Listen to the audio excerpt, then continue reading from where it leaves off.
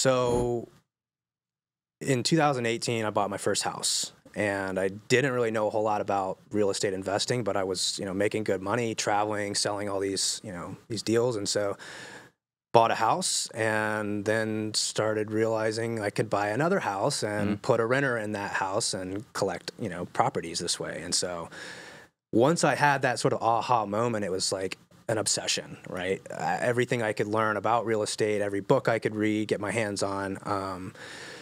So we bought another house, and then we bought another house, and then we bought another house, and we just kept collecting these properties. You're just buying a bunch of rental properties with your active income. Right, and we would move into the house.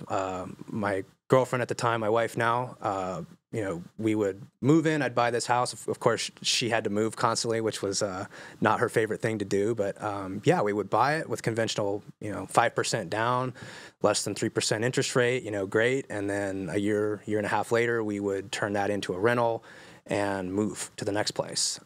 So we collected 3 long-term rentals and a short-term rental, and they just cash flowed like crazy. Yeah. But in all this time, even though you're acquiring rental properties, you're still working at a 9 to 5. That's right. Or whatever bizarre hours because you're traveling all the time. Not a 9 to 5. Definitely not. Yeah. Okay. So then when did you pivot to go hard into active real estate income? Yeah.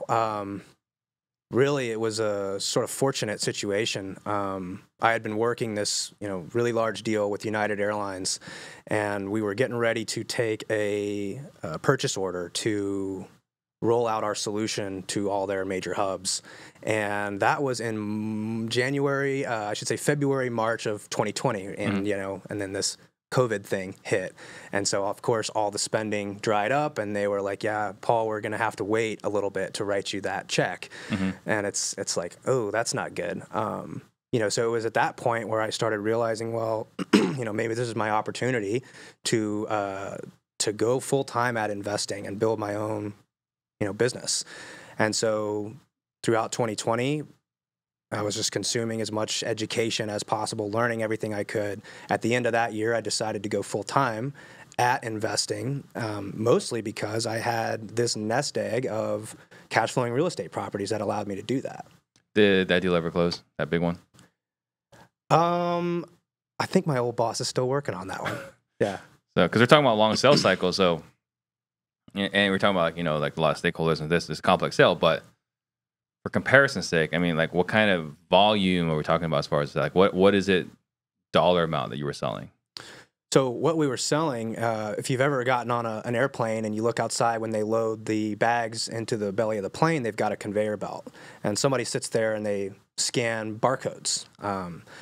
But humans are the most unreliable component of every system. So what United was trying to get us to solve for was a better way to track bags in and out of the belly of the plane.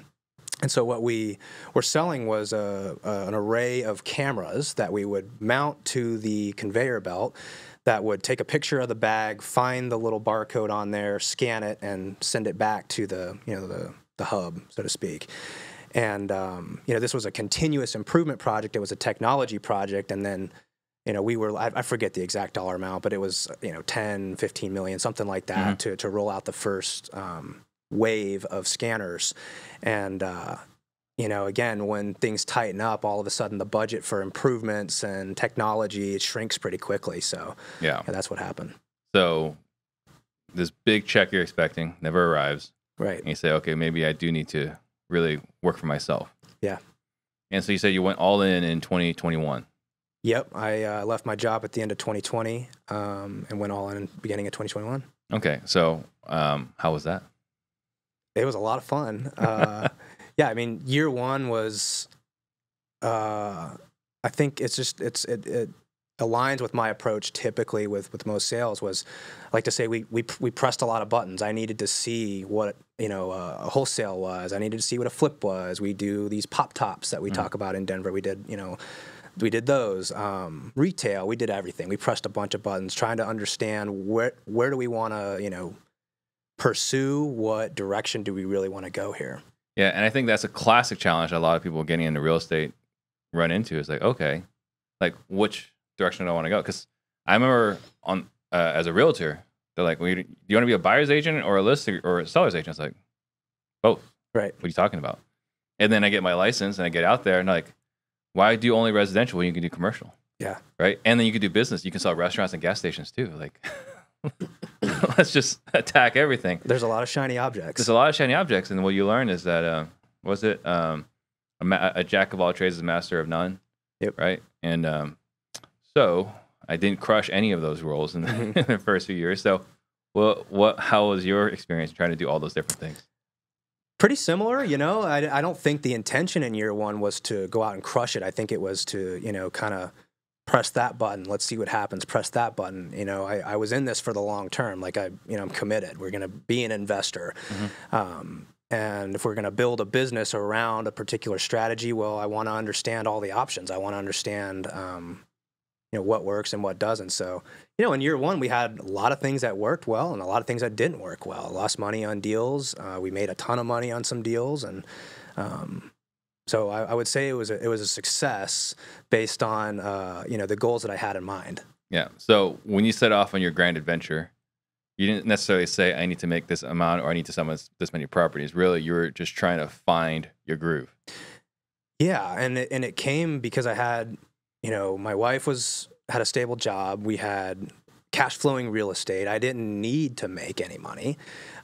So it gave me a lot of flexibility and, you know, options to be able to try this, to be able to fail. I wouldn't have been able to have done that if I didn't have, you know, those other things behind me as that base.